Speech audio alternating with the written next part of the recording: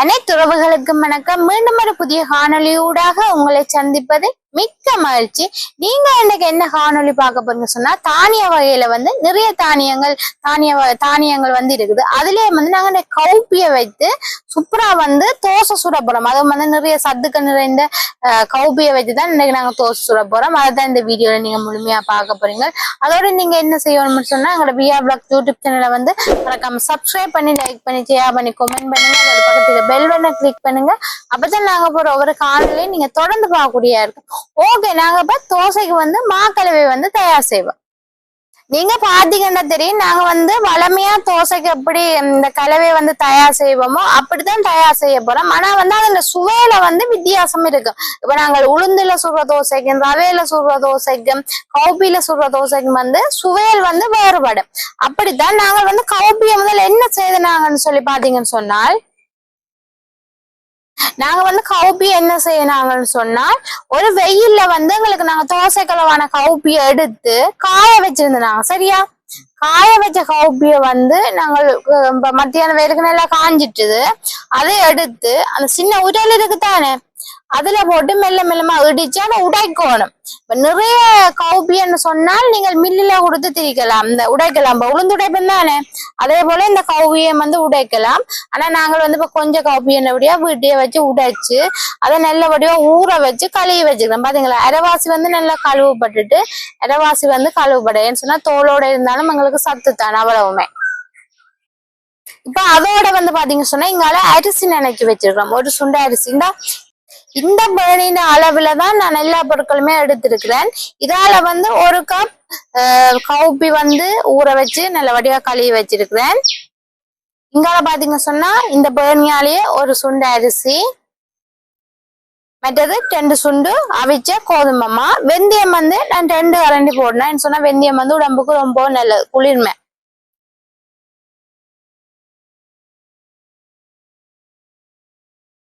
இவ்வளவு பொருட்களையும் வைத்துதான் நாங்க இன்னைக்கு தோசைக்கு மாக்களை தயார் செய்யப்படும். முதல்ல நாங்க என்ன செய்யணும்னு சொன்னா, நாங்க உளுந்து எப்படி அடிச்செடுப்போமோ அதே போலயே கவுப்பியம் நல்ல பேஸ்டா அரைச்செடுக்கணும்.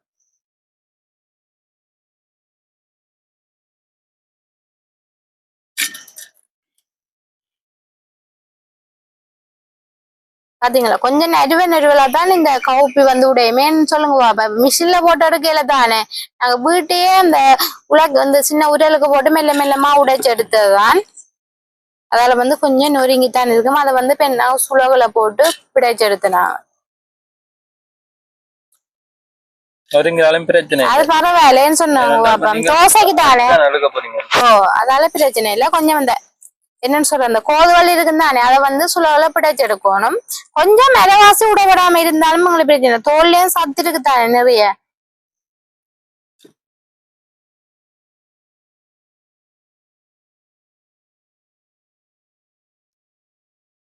இது பாத்தீங்கன்னு சொன்னா, வீட்டை ஒரு 6-7 மணித்தியாலம் ஊற வச்சிருக்கோம் சொன்னாங்க.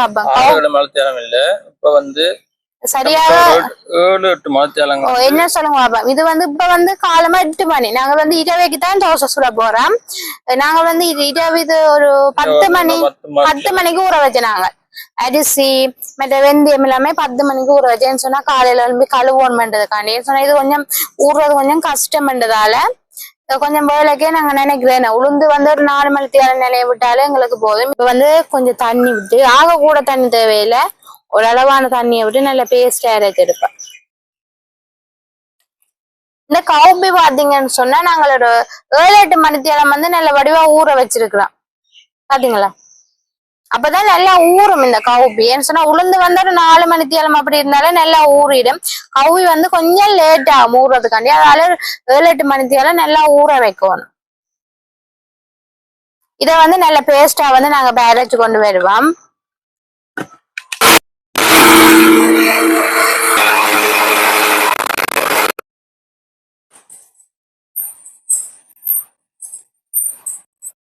இப்ப கவுப்பிய நல்ல பேஸ்டா அரைச்சு கொண்டு வந்துட்டேன். பாருங்க எப்படி இருக்குண்டு. இது ஒரு வித்தியாசமான வாசமா இருக்கும் தெரியுமா. என்ன சொன்னா, உளுந்தே பாத்தீங்களா, நல்ல பட்டு போல அரைச்சாச்சு. இப்படியே இந்த பானைக்கு ஊத்துனாங்க. இந்த பானைக்கு தான் குழைக்க போறோம். அதால இந்த பானைக்கு அப்படியே விடுவோம்.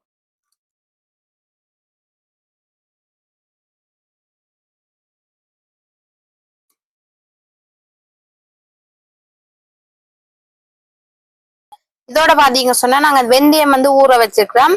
அப்படியே நாங்கள் இதுக்கு விடுவோம், அந்த தண்ணியோடய விடுவோம், ஊறின தண்ணியோட. அப்பதான் நல்லா இருக்கு. அதோட பாத்தீங்க சொன்னா ஊற வச்ச சிவத்த பச்சரிசி இதுக்கு வந்து தண்ணி விட்டு அரைக்க தேவையில்லைன்னு சொன்னா நாங்க வெந்தய தண்ணி ஏற்கனவே அதுக்கு விட்டு இருக்கிறோம். அதால வந்து இதுக்கு வந்து தண்ணி வந்து தேவையில்லை.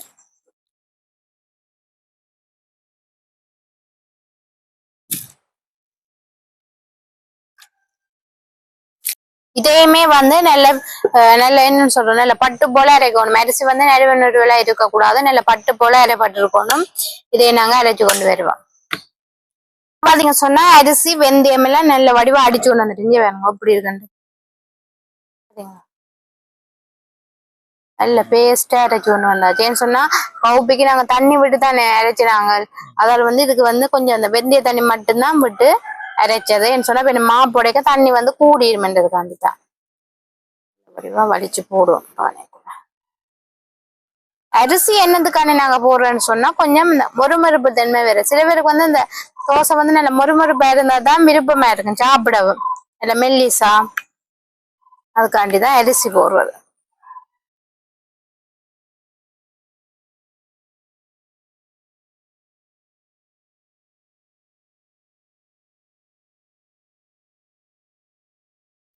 இப்ப பாத்தீங்க சொன்னா கவுப்பி நல்ல வடிவா அரைச்சு விட்டாச்சு. அதோட வந்து அரிசி வெந்தயம் எல்லாமே நல்ல வடிவா அரைச்சு எடுத்து இப்ப வந்து நாங்கள் அவிச்சு எடுத்து இந்த கோதுமாமா நாங்க வந்து 2 சுண்டுமா தான் எடுத்திருக்கிறோம்.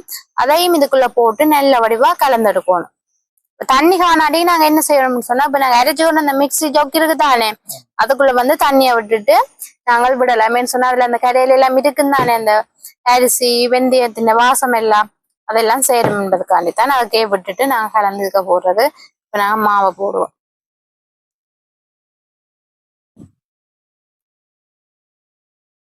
வந்து நல்ல வடிவா கலந்தெடுப்பேன். தண்ணி காணாட்டிக்கு நாங்க தண்ணி சேர்ப்போம். அதுக்கு வந்து தண்ணி காணாம தான் வரும்.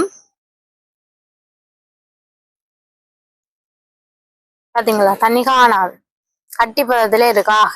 இப்ப நாங்க கொஞ்சம் தண்ணி சேர்ப்போம். இப்ப வந்து கிணக்கு தண்ணி தேவைப்படாது, கொஞ்சம் தண்ணி விட்டாலே காணும். கான்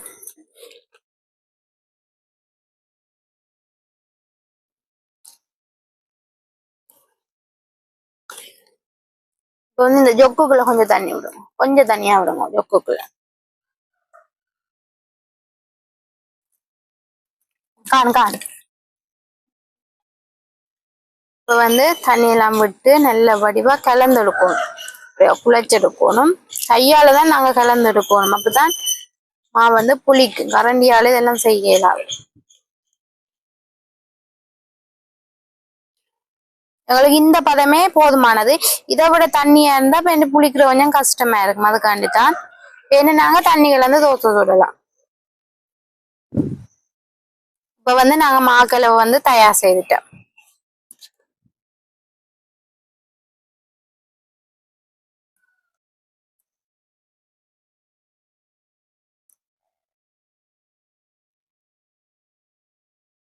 இப்ப வந்து நாங்க கவுப்பி தோசைக்கு வந்து சூப்பரா மாக்கலவையெல்லாம் தயார் செய்துட்டோம்.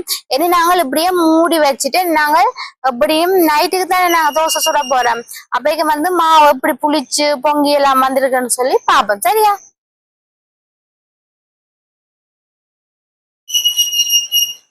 இப்ப வந்து நாங்க கவுப்பி தோசை வந்து சுட போறோம். அதுக்கு முதல் மாவெல்லாம் இப்படி புளிச்சிருக்குன்னு சொல்லி பாப்போம். வேணா எப்படி பொங்கி இருக்குன்னு சொல்லி பாப்போம். பாத்தீங்களா மாவு எப்படி புளிச்சிருக்கண்டு, எப்படி புளிச்சிருக்கண்டு வேங்க. நாங்க எவ்வளவு குழைச்சினாங்களோ அப்படிஞ்சு தயிர் கட்டி மாதிரி அவ்வளவு நல்லா புளிச்சிருக்கு. பாத்தீங்களா எப்படி இருக்கு பாத்தீங்களா, வாசமா இருக்குல்ல. உளுந்து தோசையை விட இந்த தோசை வந்து நல்ல வாசமாவும் இருக்கும், டேஸ்டாவும் இருக்கும். ஓ அதுங்க நல்லபடியா கிளக்கிட்டு நாங்கள் என்ன செய்யணும்னு சொன்னா தேவையான அளவு உப்பு போடணும். தூளுப்பு வந்து நான் வந்து தேவையான அளவு போடுவோம்.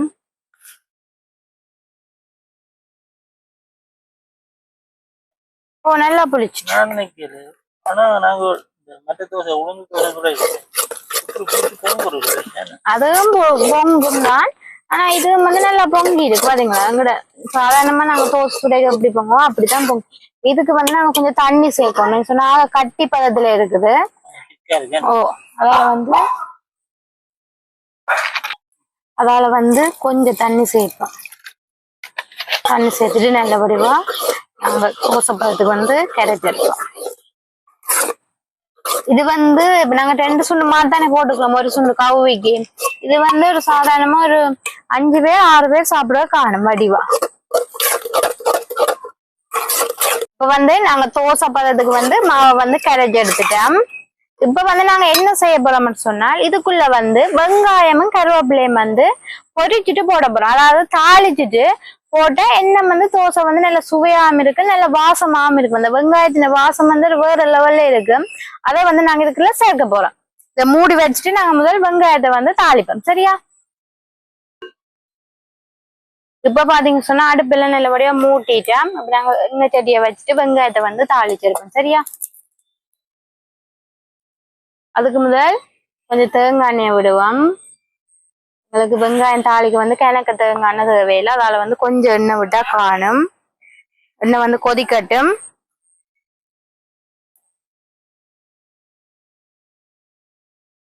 பாருங்க சின்ன சின்ன துண்டுகளா தான் வெட்டி வச்சுக்கோங்க வெங்காயம்.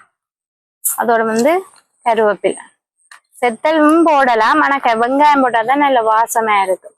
அதுக்காண்டிதான்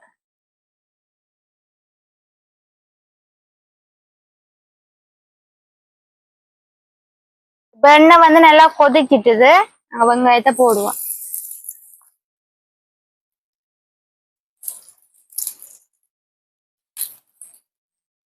வெங்காயம் வந்து நல்லா பொரிக்கணும்.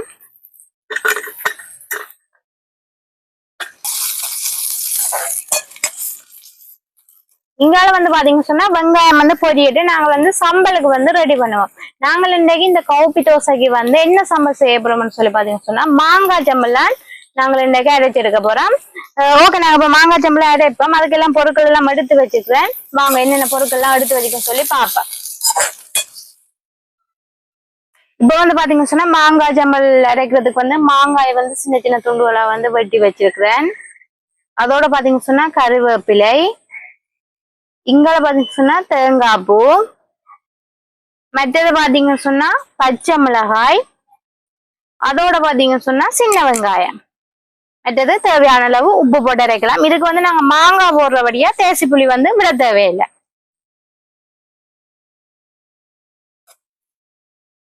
இப்ப பாத்தீங்க சொன்னா நாங்க எல்லா பொருட்களையுமே மிக்ஸி ஜோக்குள்ள போடுவோம். பச்சை மிளகாய், அதோட சின்ன வெங்காயம்,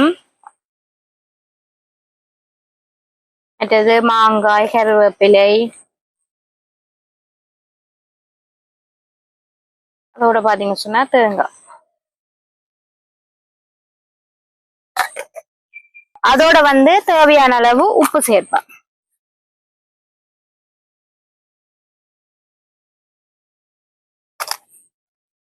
உப்பு சேர்த்துட்டு நாங்கள் அதுக்குள்ள கொஞ்சம் தண்ணி விடுவோம். எங்களுக்கு எந்த அளவுக்கு அரைக்க தேவை. சில பேர் வந்து கொஞ்சம் தண்ணியா அரைப்பினோம், சில பேர் வந்து கொஞ்சம் கட்டியா அரைப்பினோம். அதுக்கு ஏற்ப நாங்க தண்ணியை விடணும். ஆக தண்ணியாம இருக்கக்கூடாது, ஆக கட்டியாம இருக்கக்கூடாது.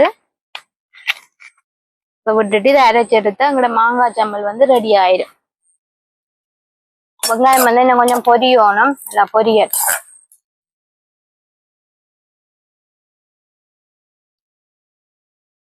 இங்க வந்து பாத்தீங்க சொன்னா நல்லபடியா மாங்காய் சம்பல் வந்து அரைச்சி எடுத்து கொண்டு வந்துட்டேன். அந்த டிஷ்க்கு விடுவோம். மாங்காய் சம்பளம் தோசையும் அப்படி இருக்கு, வேற லெவல் டேஸ்ட்ல இருக்கும். அதுவும் வந்து கவுப்பி தோசை. அது நான் ஒரு நாள் தான் அப்படி இல்லை. மாங்காய் சம்பளம் நல்லா இருக்கும். நல்ல புளிப்பாம இருக்கு, நல்ல டேஸ்டா. பச்சை மிளகாய் சம்பல் நல்லா இருக்கும் தெரியுமா சாப்பிட. அதோட வந்து கவுப்பி தோசை.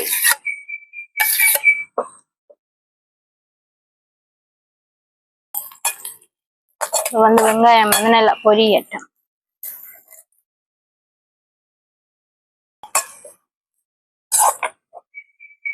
பாத்தீங்க சொன்னா வெங்காயம் கருவேப்பிலையை நல்லா பொரிஞ்சுட்டு நாங்க இறக்கி தோசை மாவுக்குள்ள போடுவோம்.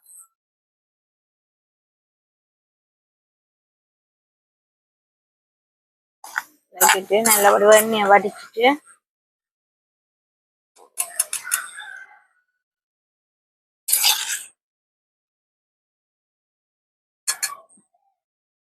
வெங்காயத்துல வாசமே வேற லெவல்ல இருக்கும் இந்த தோசைக்கு போட்டு நாங்க சுடைக்க.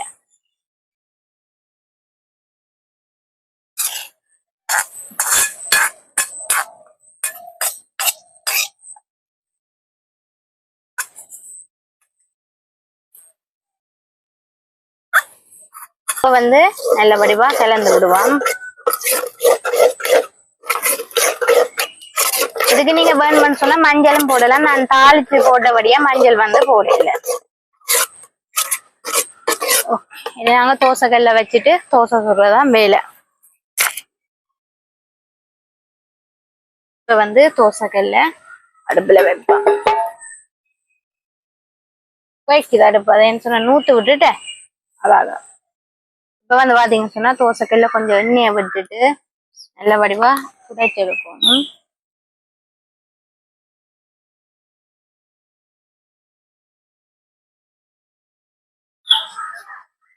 தோசைக்கல் சூடாகட்டும்.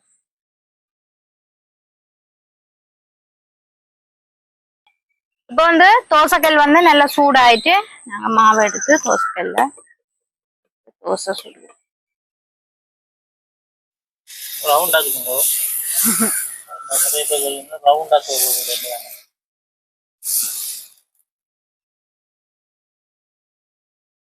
இதுக்கு சைட்டுக்கு கொஞ்சம் எண்ணெய் ஈஸியா எங்களுக்கு எடுபடும்.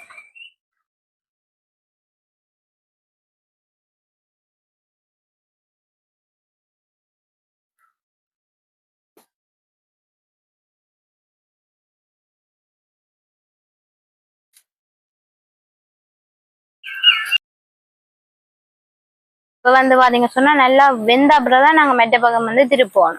இல்லாட்டி இந்த தோசை களி அந்த களி பிடிச்ச மாதிரி இருக்கும். அப்படி இருக்கும். அப்ப கொஞ்சம் சைட்டால நல்லா வெந்த உடனே நாங்க மெட்ட பக்கம் திருப்போம். வெந்துட்டு போல இருக்கு. நாங்க மெட்ட பக்கம் திருப்பி எடுப்போம். ஈஸியா எடுபடும்.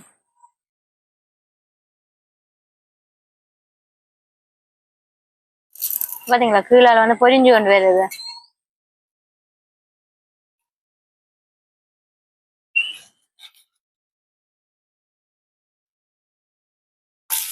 பாத்தீங்களா அப்படி நல்ல பொன் கலர்ல இருக்கு.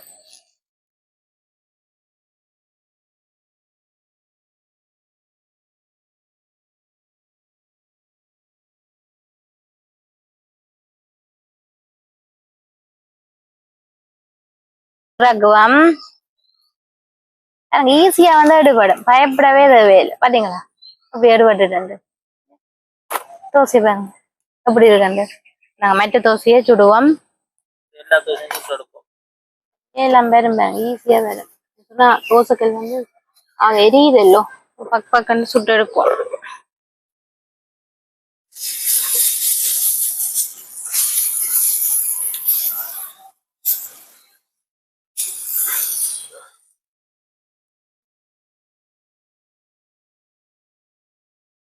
சைட்டு கொஞ்சம் எண்ணெய் ஊற்றி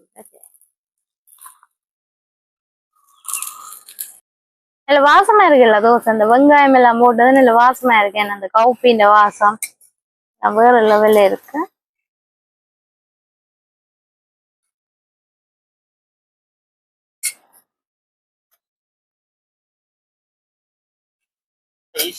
ஈஸியா எடுபடும். பயப்படவே தேவையில்லை. நீங்கள்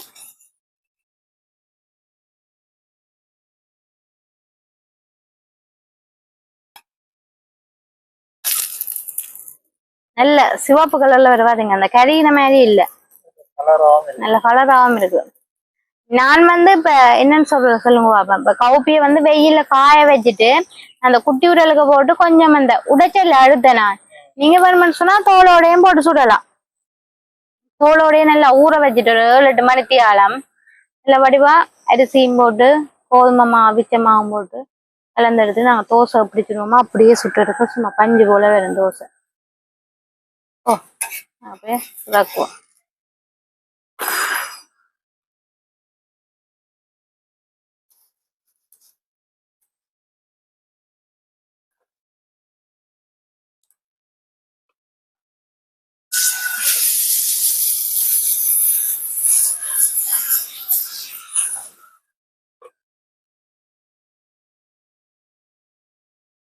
இப்ப வந்து நாங்க ஓரளவு தோசை வந்து சுட்டு எடுத்துட்டேன். மிச்சமா வந்து வைக்க போறோம்.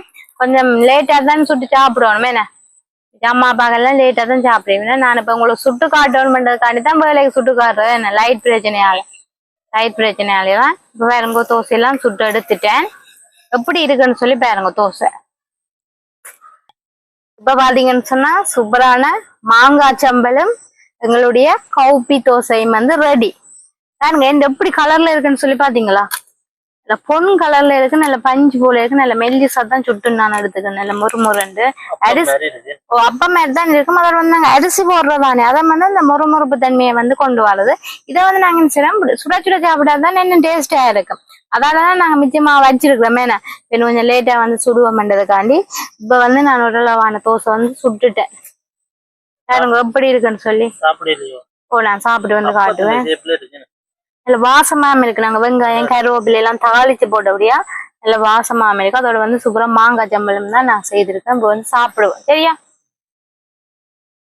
இப்ப வந்து நாங்க கவுப்பி தோசை வந்து நான் சாப்பிட போறேன்.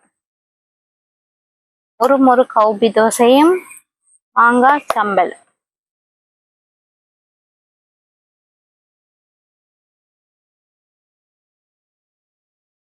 ஒரு வித்தியாசமான கலர்ல இருக்கு. ஏன் சொல்லுங்க கவுப்பி எல்லாம் கொஞ்சம் வந்து தோல் நீக்கினது, கொஞ்சம் தோல் நீக்காது. மாங்காய் ஜம்பல வச்சுட்டு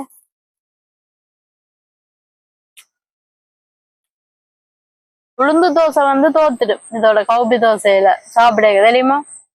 பழங்கள் உளுந்து தோசையும் கவுப்பி தோசையும் வச்சு சாப்பிட்டால் கவுப்பி தோசை தான் வந்து டேஸ்டா இருக்கும். அந்த அளவுக்கு நல்லா இருக்கு.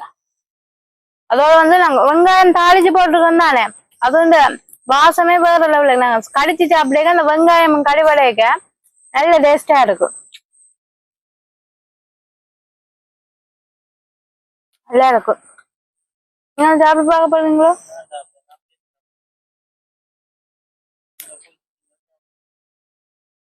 எப்படி மொறுமொரு இருக்கு நடுவுக்கு.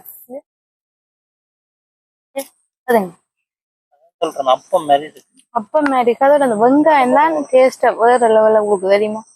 நாங்க தாளிச்சு போட்ட வெங்காயம் மாங்காய் சம்பல் நல்லா இருக்கும்.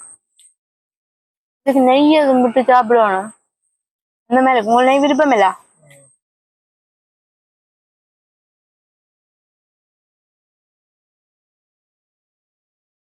இப்ப நான் வந்து கவுப்பி தோசையும் மாங்காய் ஜம்பலும் சாப்பிடனா வேற லெவல் டேஸ்ட்ல இருக்கு.